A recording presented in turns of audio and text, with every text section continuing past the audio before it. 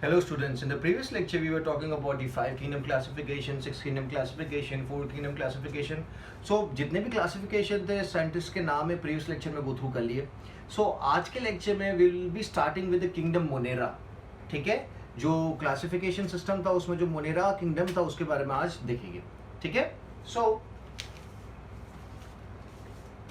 we'll talk about the characters of kingdom Monera in this chapter. ठीक है, अभी if you talk about a normal eukaryotic cell, तो जो normal eukaryotic cell है उसके पास क्या है, तो ये न्यूक्लियस अवेलेबल है. न्यूक्लियस के अंदर न्यूक्लियोलस है और जेनेटिक मटेरियल है. ठीक है, और न्यूक्लियर मेम्ब्रेन है ये. ठीक है, तो न्यूक्लियर पोर्स भी होते हैं इस तरीके से.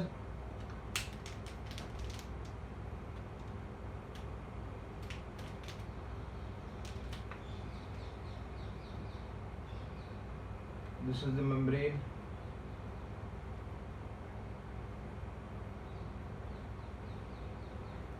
ठीक है, इस तरीके से स्ट्रक्चर होता है. So this is the nuclear membrane.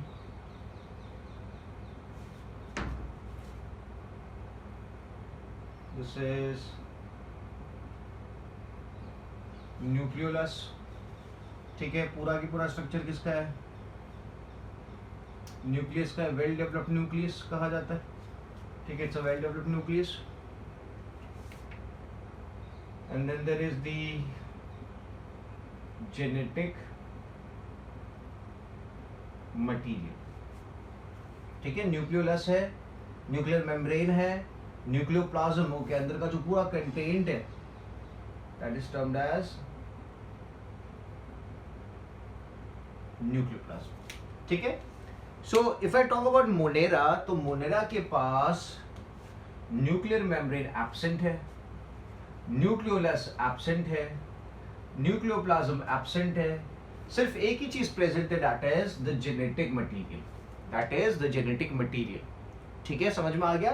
So this is the nucleus of a eukaryotic cell. But if I compare it with the Monera, तो मोनेरा के पास न्यूक्लियर मेम्ब्रेन एब्सेंट है, न्यूक्लियोलस एब्सेंट है, न्यूक्लियोप्लाज्म एब्सेंट है. Only one thing is present, that is the genetic material. ठीक है, तो मैं यहां पे लिख देता हूं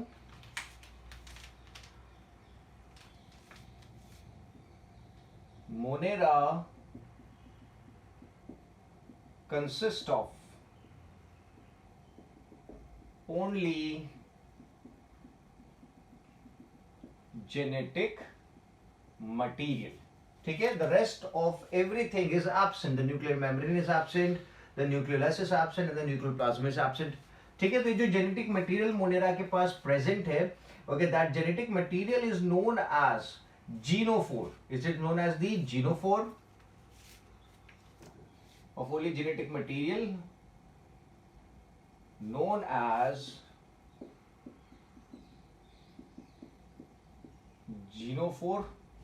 Okay, it is also termed as, उसे न्यूक्लियोइड भी कहा जाता है. ठीक है, या फिर it is known as प्रोक्रोमोसोम.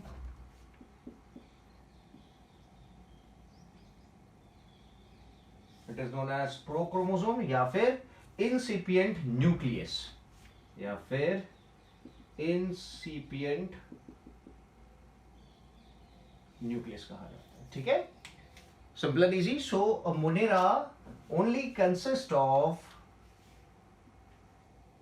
genetic material and that particular genetic material is known as genophore बोल सकते हैं, या फिर न्यूक्लियोइड बोल सकते हैं, या फिर प्रोक्रोमोसोम बोल सकते हैं, या फिर incipient न्यूक्लियस बोल सकते हैं. ठीक है, they are all the same. So this is one of the characteristics. Another is membrane bound organelles are absent. ठीक है, membrane bound organelles are absent. Membrane bound organelles are the characteristics of advanced cells, eukaryotic cells. Membrane bound organelles are absent. ठीक है, which are the membrane bound organelles, तो मैं नाम लिख देता हूं यहां पे. सो दैट इज क्लोरोप्लास्ट है, माइटोकॉन्ड्रिया है,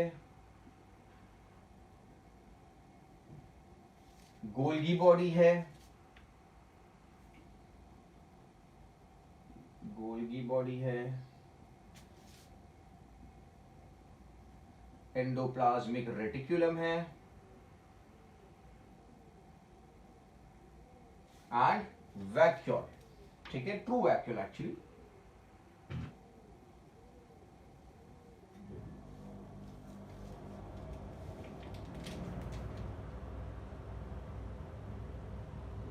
ये जो भी चीजें मैंने बताई है ये क्या है, absent, they are not present in the monera because this are all membrane bound organelles. मैंने मेम्ब्रेन बाउंड ऑर्गेनल्स के नाम लिखे हैं. ठीक है, तो जो आपको मोनेरा किंगडम के जो ऑर्गेनिजम्स उनमें देखने को नहीं मिलेंगे. ठीक है, देन तो प्रेजेंट क्या है, तो it only consist of non membranes organelle, non membranes organelle present, non membranous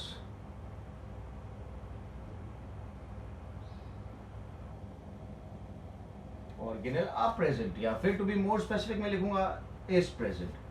ठीक है, तो नाम कौन सा है, so one of them is the ribosome. आपको पता होना चाहिए चीज. तो जो राइबोसोम होता है वो कौन सा होता है, 70S होता है, not the 80S, that is 70S ribosome. ठीक है, done. Now if you talk about a eukaryotic cell और अ डेवलप्ड सेल, आपको एक चीज देखने को मिलेगी, जो उसका साइटोप्लाज्म होता है ना, वो साइटोप्लाज्म में एक मूवमेंट होता है. The cytoplasm of a eukaryotic shows a circular movement that is termed as cyclosis. वो मूवमेंट किंगडम मोनेरा में एब्सेंट होती है. तो मैं यहां पे लिख देता हूं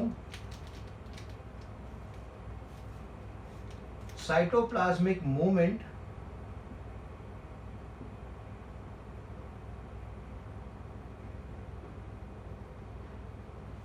क्या नाम है उसका, that is cyclosis.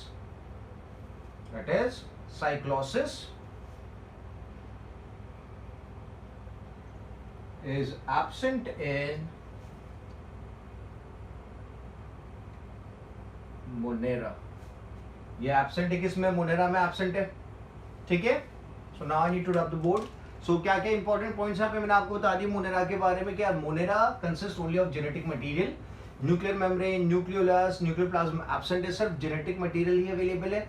And that genetic material can be termed as, ये जो जेनेटिक मटेरियल है इसको आप बुला सकते हो, it can be termed as incipient nucleus or the prochromosome or the nucleoid of the genophore. ठीक है, दूसरा पॉइंट कि मेम्ब्रेन बाउंड ऑर्गेनल्स एब्सेंट है. ठीक है, मतलब chloroplast, mitochondria, Golgi body, endoplasmic reticulum, true vacuoles, ये सब देखने को नहीं मिलेगा. Non membranes organelle is present, कौन सा, that is ribosome is present. And cytoplasmic movement, that is cyclosis, is also absent in the monera. ठीक है, now further points I'll put.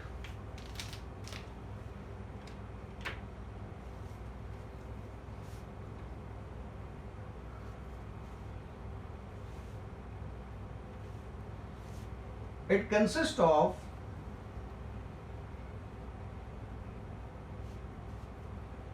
only one membrane. Moneras consist of a single membrane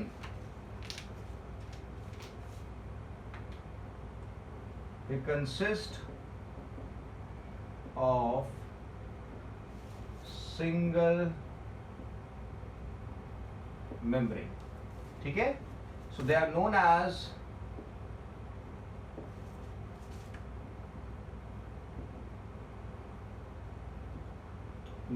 single envelope system.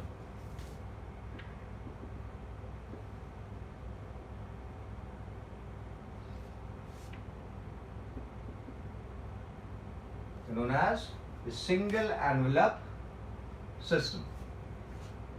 ठीक है, और जो cell wall होती है वो बनी होती है पेप्टिडोग्लाइकिन से. प्रीवियस लेक्चर में बात करी होगी. cell wall is made up of peptidoglycan. ठीक है, किससे बनी है? पेप्टिडोग्लाइकेन। और पेप्टिडोग्लाइकेन की अगर बात करते हैं तो पेप्टिडोग्लाइकेन किससे बना होता है? म्यूरिन नाम के प्रोटीन से बना होता है पेप्टिडोग्लाइकेन। ठीक है, पेप्टिडोग्लाइकेन एक सेल में एब्सेंट है, that is it is absent in mycoplasma. It is absent in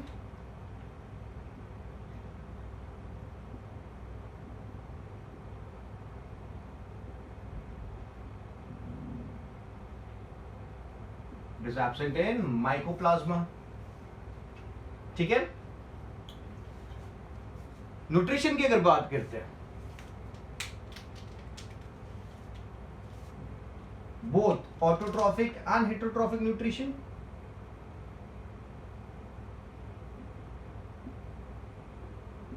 auto and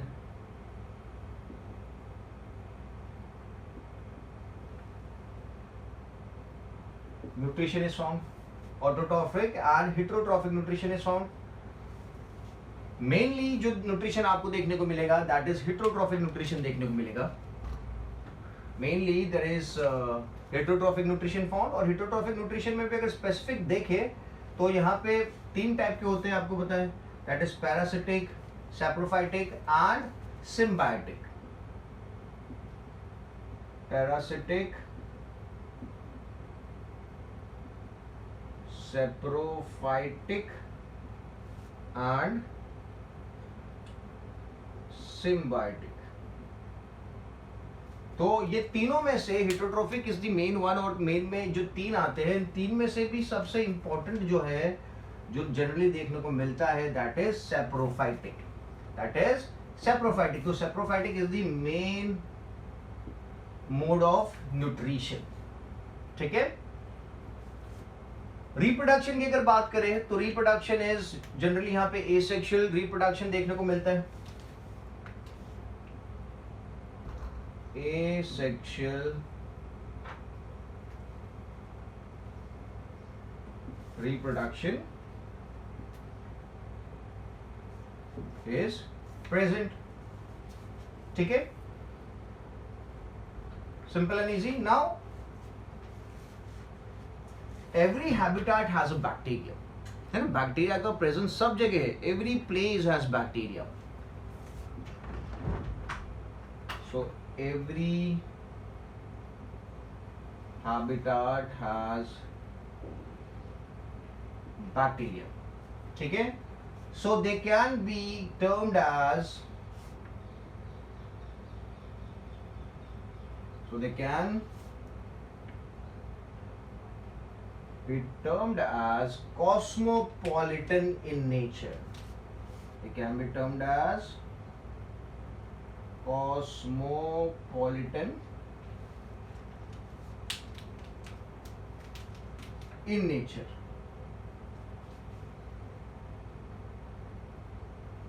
Because we find them everywhere. ठीक है, they are cosmopolitan in nature.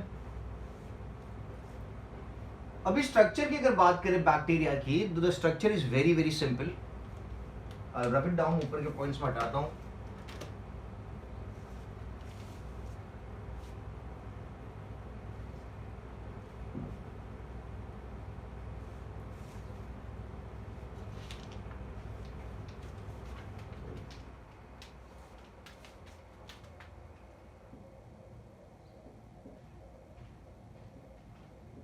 Structure of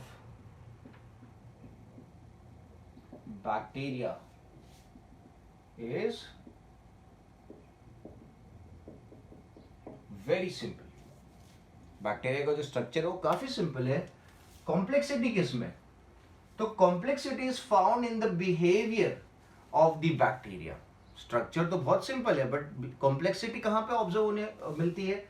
so that is observed in the behaviour of the bacteria. Behavior is complex. Okay, behavior is complex. क्यों complex है? Because as it shows diverse metabolic, as it shows diverse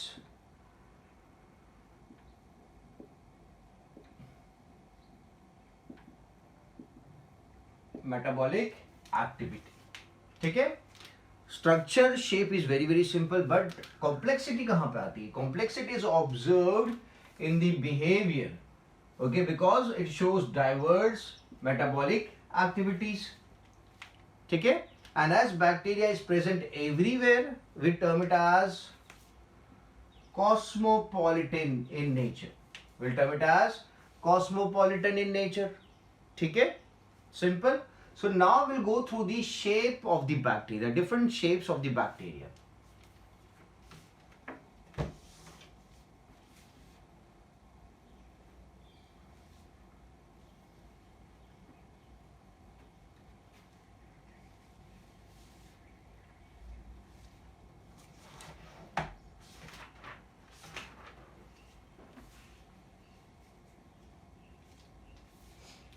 So now if we talk about the shapes of bacteria that is given by Cohen.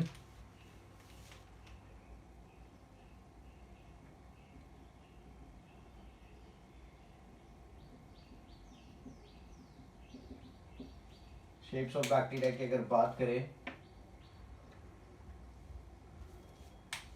so this can be differentiated into 4.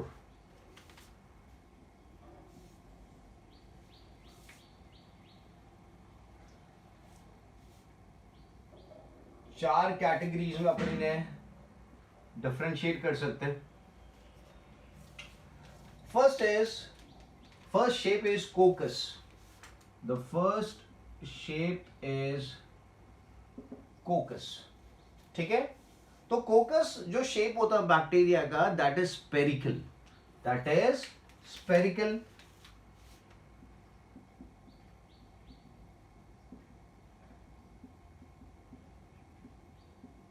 क्या बोलेंगे? Spherical shape है. क्या बोलेंगे? Spherical shape है. It looks like this, गोल. ठीक है. तो यहां पे ये जो मैंने बना रखा है, it's a bacteria, it is spherical in shape. इसका नाम है monococcus. This is termed as monococcus. मतलब अब आपको पता चल जाना चाहिए कि किसी भी नाम के पीछे अगर कोकस लिखा आता है, that means the shape of the bacteria is going to be spherical. किसी भी बैक्टीरिया के नाम के पीछे कोकस लिखा आता है तो आपको समझ जाना है कि it is going to be spherical in shape. ठीक है. अगर मैं दो दिखाता हूं इस तरीके से, if I show two of them together, ठीक है, दो कोकस है यहां पे. So this is going to be termed as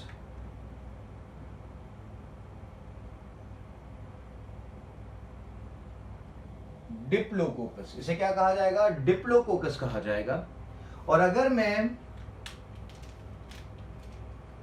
दो से ज्यादा दिखाता हूं,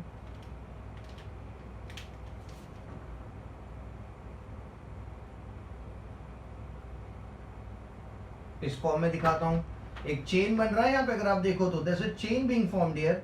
ठीक है. तो इस पैटर्न को कहा जाता है स्ट्रेप्टोकोकस. क्या कहा जाता है? This is termed as Streptococcus.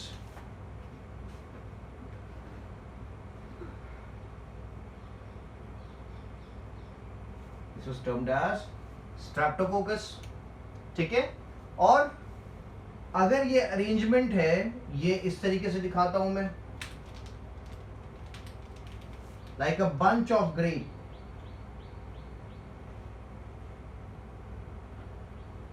सब कोकस बैक्टीरिया है.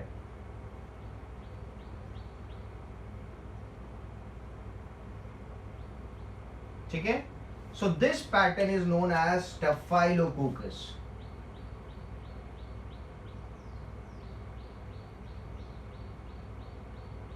It is termed as staphylococcus.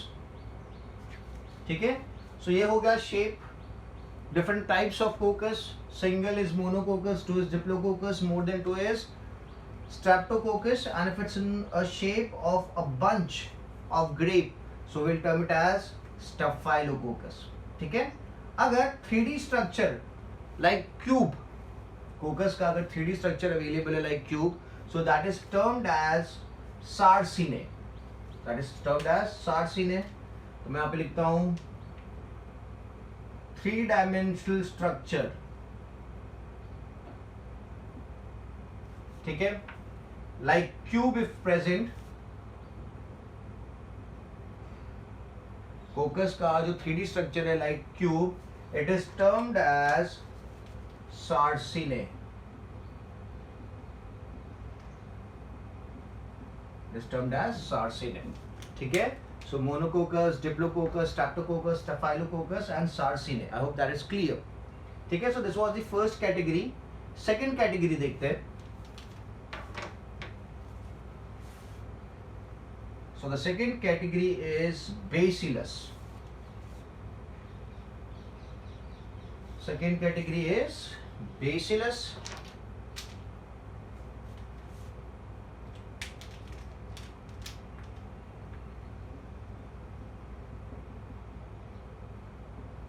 ठीक है? बेसिलस में जो शेप देखने को मिलता है that is rod shaped. That is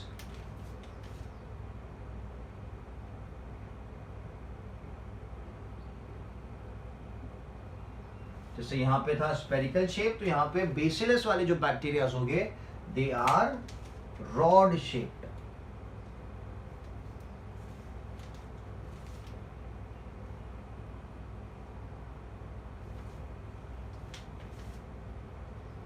rod पता है ना आपको, like this they going to be rod shaped. ठीक है? So this is going to be termed as monobacillus. इसे क्या कहा जाएगा? This is going to be termed as monobacillus. ठीक है? अगर दो आ जाएंगे so this is going to be termed as डिप्लोबेसिलस.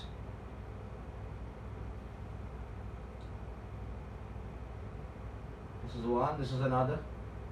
So this is going to be termed as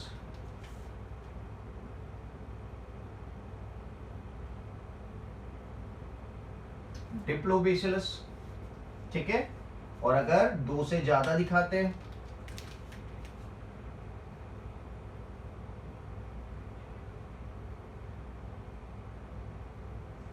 ठीक है? So this is going to be termed as streptobacillus. क्या बोलेंगे इसको? This is going to be termed as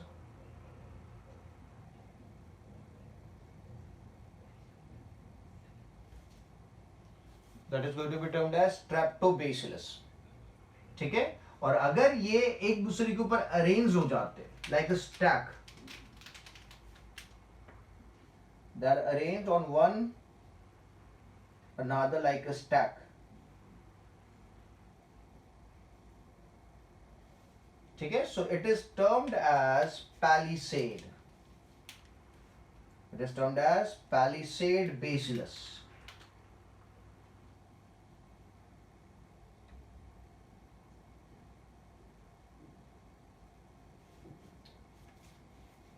ठीक है? So these are some of the shapes of the bacillus. So we have monobacillus, rod shaped bacteria, diplobacillus, streptobacillus and palisade bacillus. ठीक है? Then the another category is spiral. Another category is spiral.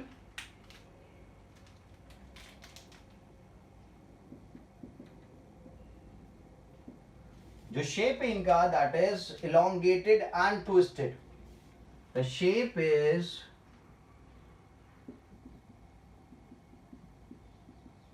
elongated and twisted. So they look somewhat like this.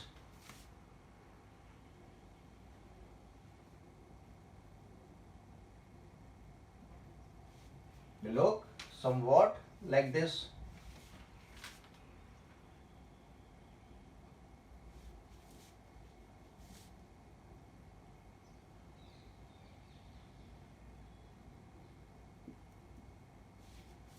ठीक है? So this is the spiral bacteria. Shape उसका इस तरीके से होगा. And the last one is vibrio.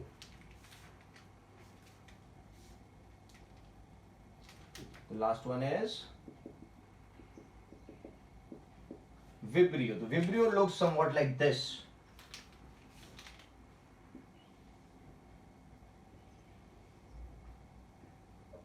It looks somewhat like this. ठीक है? So Coccus, Bacillus, Spiral and Vibrio bacteria. So these are the different shapes that are observed. Done. So now we'll go through the diagram of the bacteria. ठीक है?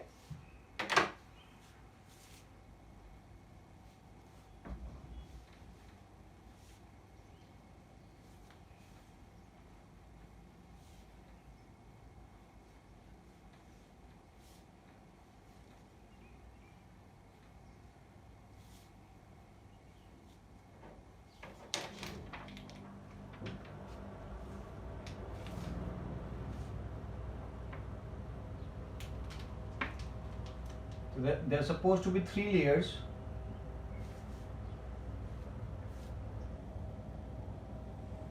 This is the first layer.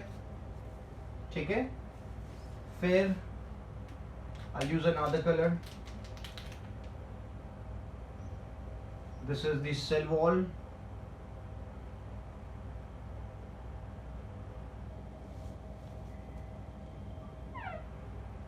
This is the cell wall, and then we'll make the cell membrane.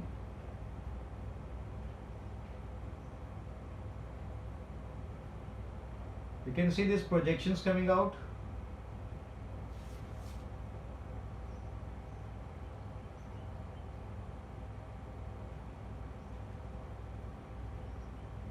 From the cell membrane.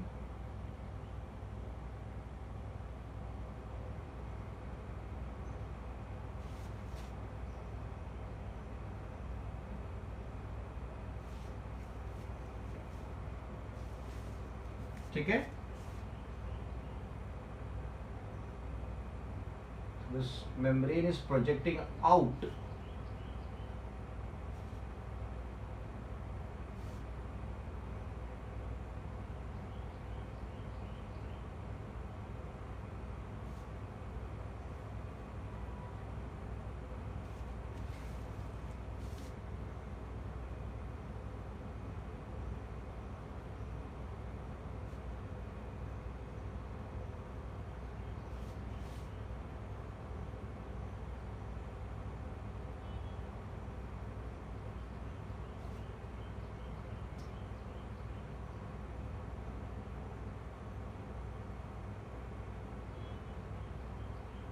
Okay, then we have this kind of projection that is inside the cytoplasm region. ठीक है? So this is a bacterial cell. Cytoplasm होगा.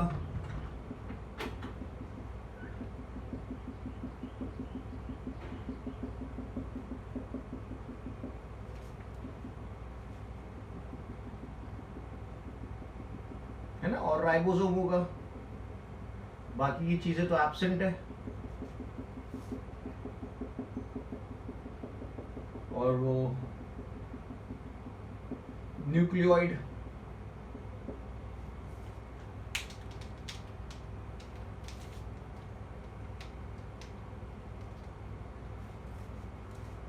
ठीक है? So this is a bacterial cell. Let's label it. So the outer layer that is termed as glycocalyx.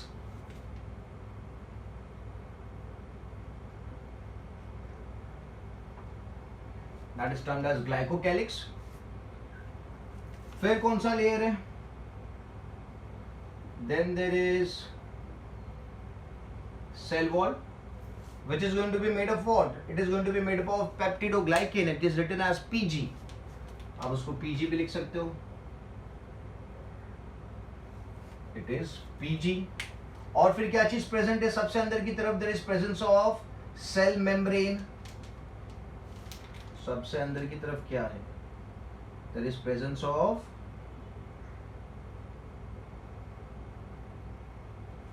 cell membrane. ठीक है,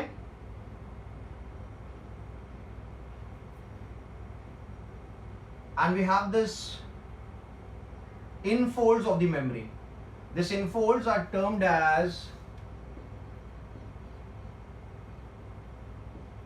क्या कहा जाता है इनफोल्ड्स को? मेसोजोम कहा जाता है. क्या कहा जाता है? मेसोजोम कहा जाता है. ठीक है, so this is the structure of the back. अच्छा, यहां पे लेबल कर लेते हैं अपन. This is going to be the cytoplasm, then there's going to be the genetic material. ठीक है, यहाँ पे दिखाते हैं जेनेटिक मटेरियल को.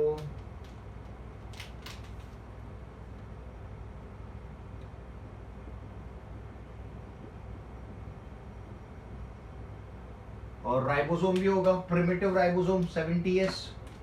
सो let's show the ribosome as well. Ribosome भी दिखा देते हैं.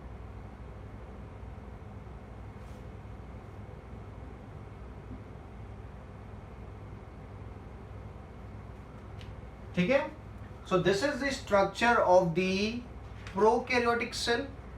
ठीक है, 3 लेयर्स मैंने बना दिए, glycocalyx, cell wall and the cell membrane.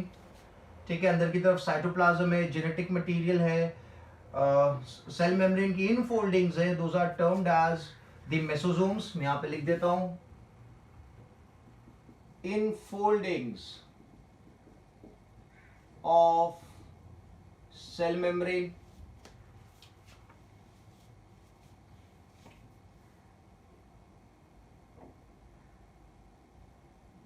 ठीक है, okay. So now let's talk about the cell membrane. Cell membrane जो होती है ना, इट कंसिस्ट ऑफ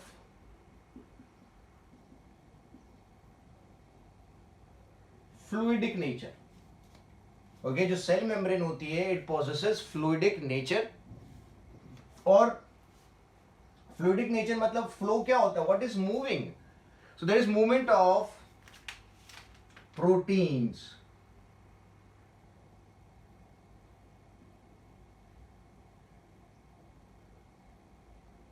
ठीक है, the same properties possessed by our cell membrane. अपने सेल मेम्ब्रेन के अंदर भी प्रोटीन्स होते हैं, बायलिपिड लेयर होता है. तो प्रोटीन्स क्या करते हैं? मेम्ब्रेन के अंदर मूव करते हैं. तो अगर प्रोटीन्स कंटिन्यूसली मूव करते जाएंगे for transport of electrons, transport of substances, तो जो मेम्ब्रेन की स्टेबिलिटी है वो तो क्या हो जाएगी? खत्म हो जाएगी. क्योंकि अगर कंटिन्यूसली मूवमेंट मेम्ब्रेन के अंदर देखने को मिलेगा तो मेम्ब्रेन की स्टेबिलिटी क्या हो जाएगी? खत्म हो जाएगी. सो what is done is the membrane consists of special structures known as hopenoids. The membrane consists of special structures known as hopenoids जो काम करते हैं membrane stabilizers. They work as membrane stabilizers. तो मैं यहां दिखाता हूं, बायलिपिड लेयर होता है ना,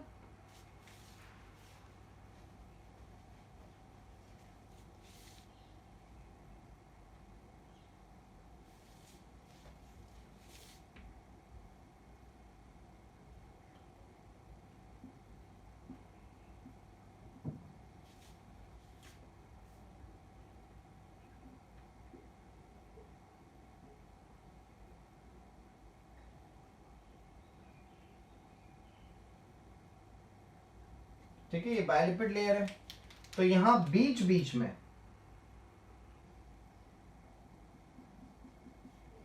there is going to be presence of special structures known as hopenoids. ठीक है,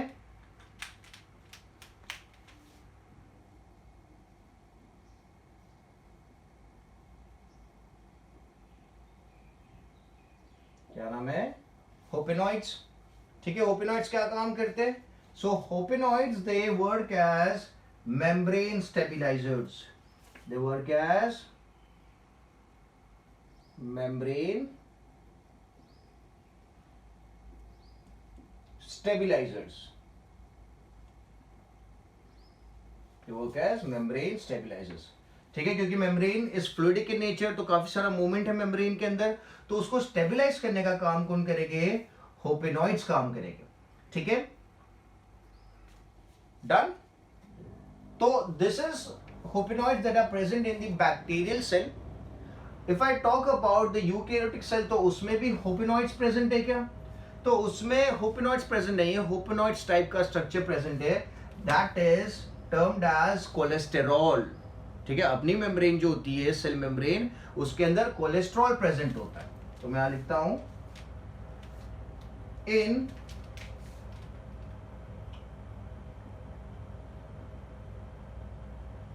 eukaryotic cell, in eukaryotic cell, cholesterol works as membrane stabilizer. In the eukaryotic cell आपको याद रखना है कि यूकैरियोटिक सेल में कोलेस्ट्रॉल जो होता है, it works as a membrane stabilizer, and in a prokaryotic cell hopenoids they work as the membrane stabilizers. ठीक है, simple and easy, done. Okay, so now let's talk about the glycocalyx. ठीक है, अगर जो outer reason है जिसको मैंने glycocalyx लिखा है, if it is hard,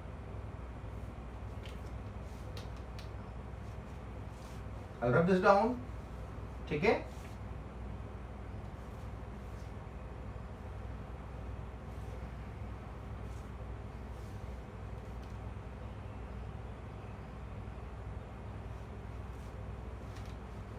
if the outer region अगर ये हार्ड है,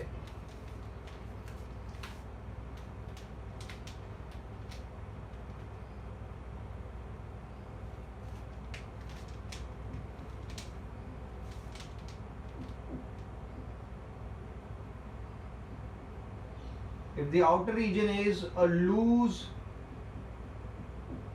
sheath, ठीक है, अगर जो आउटर रीजन है वो लूज शीथ है, तो आउटर रीजन को कहा जाता है,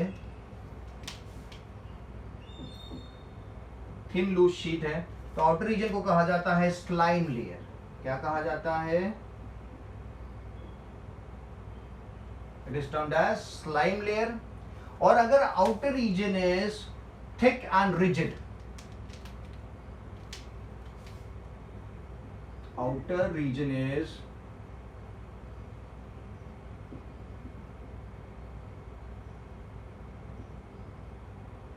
थिक एंड रिजिड,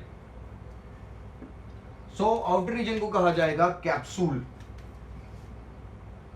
क्या कहा जाएगा? कैप्सूल। ठीक है, तो जो स्लाइम लेयर है which is thin loose sheet, slime layer is made up of polysaccharides known as, it is made up of polysaccharides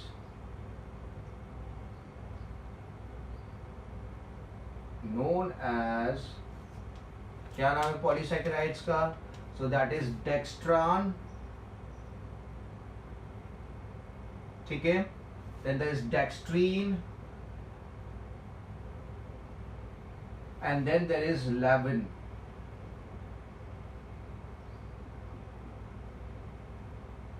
These are the names of the polysaccharides that make up the slime layer. ठीक है, capsule की अगर बात करते हैं तो capsule के पास polysaccharide, ये जो पॉलीसैकेराइड है ये तो प्रेजेंट है, बट इसके साथ साथ there is also presence of amino acid. तो यहां पे लिख देते हैं अपन पॉलीसैकेराइड प्लस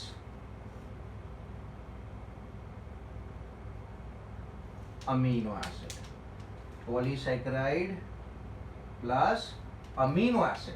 ठीक है, and to be more specific कौन सा अमीनो एसिड है? So there is going to be D glutamic acid, there is going to be presence of D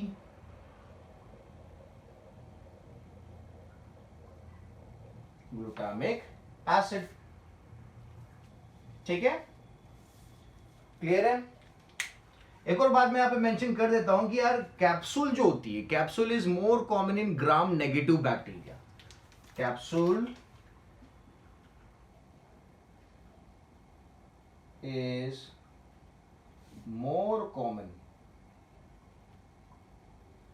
in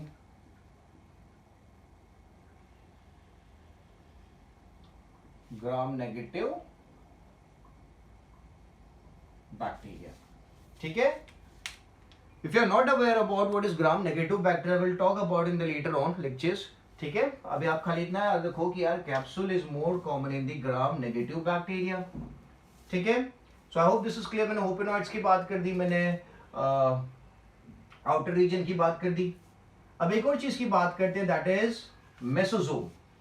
ठीक है, यहां पे जो मेसोजोम आपको दिख रहा है, the mesosome is centrally located, है ना। There can be the mesosome present on the lateral side as well. Mesosome यहां पे भी, इस साइड पे भी प्रेजेंट हो सकता है। It can be present here as well। अगर इस साइड प्रेजेंट है तो we'll term it as the lateral mesosome. क्या कहा जाएगा? इसे लेटरल मेसोसोम कहा जाएगा। ठीक है, तो I put some points.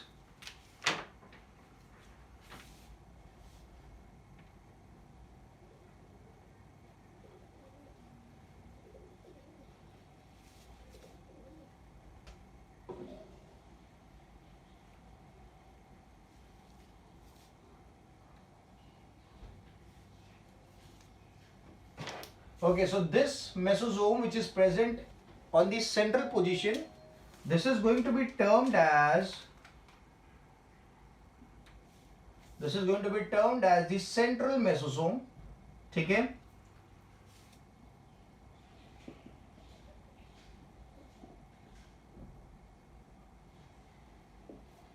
and if it is present on the sides,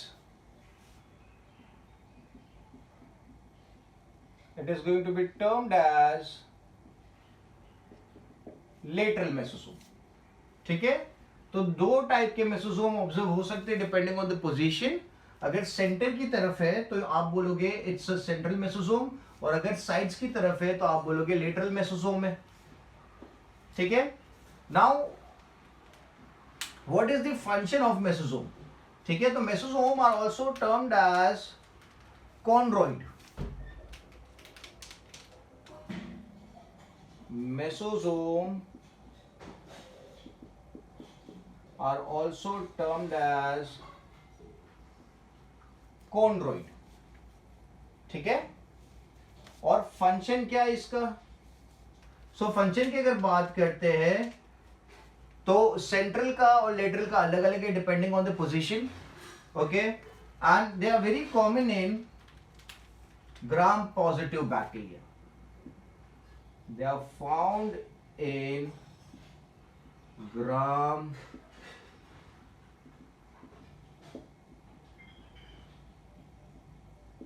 positive bacteria। ठीक है, so if I talk about the function of the central mesosome, अगर central mesosome के function की बात करें, मैं लिखता हूं CM, central mesosome। तो central mesosome it helps in the attachment of primitive nucleus या फिर genetic material आप बोल सकते हो। it helps in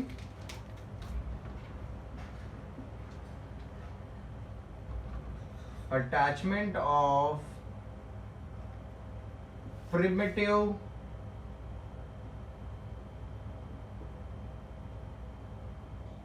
genetic material। ठीक है, दूसरा पॉइंट अपन लिख सकते हैं, it also helps in cell division. Cell division में भी हेल्प करता है, and it also helps in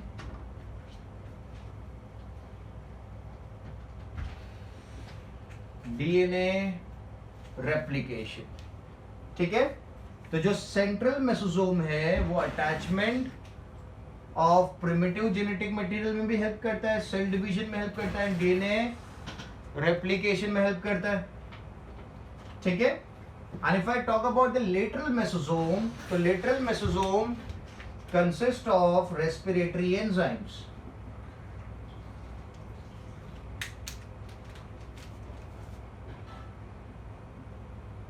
It consists of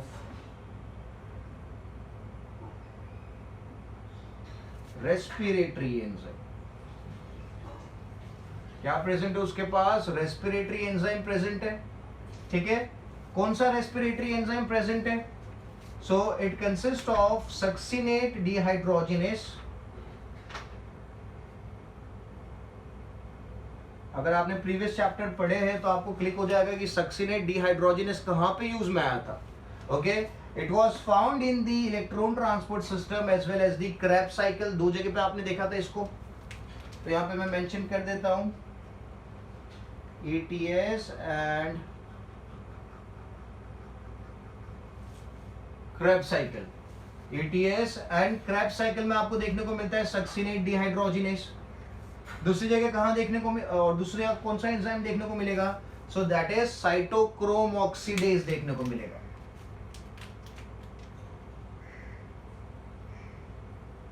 cytochrome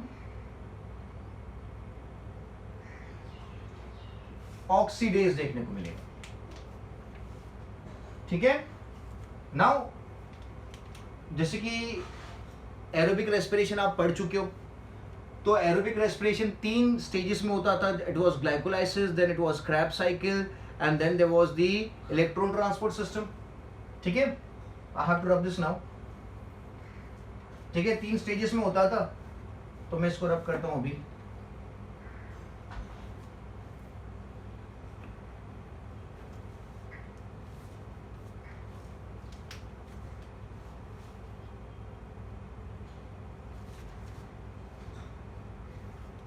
कौन से 3 स्टेप थे? There was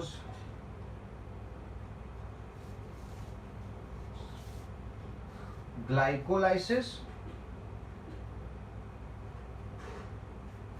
then there was Krebs cycle, and then there is electron transport system. ठीक है, so if I talk about pro and eukaryotes की बात कर लेते हैं यहां पे. तो आपको पता है कि यूकैरियोट्स में this particular step takes place in the cytoplasm. Krebs cycle takes place in the matrix of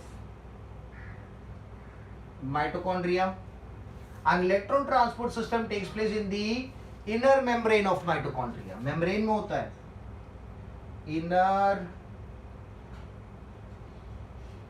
membrane of mitochondria. ठीक है, this is all in the eukaryotes. अगर यही चीजें बात करते हैं प्रोकैरियोट्स के बारे में, तो प्रोकैरियोट्स में ग्लाइकोलाइसिस साइटोप्लाज्म में होता है, क्रेब्स साइकिल भी साइटोप्लाज्म में होता है, और इलेक्ट्रॉन ट्रांसपोर्ट सिस्टम के लिए there is requirement of a membranous system. तो यहां पे जो इलेक्ट्रॉन ट्रांसपोर्ट सिस्टम है ये होता है प्लाज्मा मेम्ब्रेन में. ओके, या फिर टू बी मोर स्पेसिफिक मेसोजोम में. किसमें? लेटरल मेसोजोम में. मैं लिख देता हूं पे लेटरल मेसोजोम. ठीक है, तो now you know the importance of mesosome की.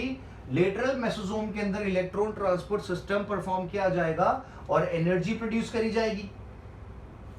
ठीक है, simple and easy. Getting the whole idea? Done. Okay, so आज के लेक्चर में जो मैंने डायग्राम बनाया है वो डायग्राम आपको बना के मुझे व्हाट्सएप करना है. नोट्स तो बनानी है, नोट्स के साथ ये डायग्राम आप अलग से बना के 5 बार बना के आप मुझे क्या करोगे? व्हाट्सएप करोगे. ठीक है, सो बाकी का जो डिस्कशन इस डायग्राम का will carry on in the next lecture. तो आज के लेक्चर में we have talked about the characteristics of Monera, we have talked about the shapes of bacteria and the diagram of a bacteria, and we have discuss some points. Mesosome की बात कर ली अपन ने. We have talked about the outer layer, slime, sticky capsule बोला था अपन ने, and we have talked about different processes, okay. और हाँ, we have talked about the cell membrane, मैंने एक और टर्म आपको दिया होपेनॉइड्स, ओके। प्रोकैरियोटिक सेल के अंदर होपेनॉइड्स काम करते हैं as the membrane stabilisers, and in the eukaryotic cell cholesterol works as the membrane stabiliser, ठीक है। So I'll keep this much for the lecture. In the next lecture we'll move ahead and we'll talk about the structure in detail. जो बाकी रह गया उसको next lecture में discuss करते हैं, ठीक है। ओके, चलो बाय बाय।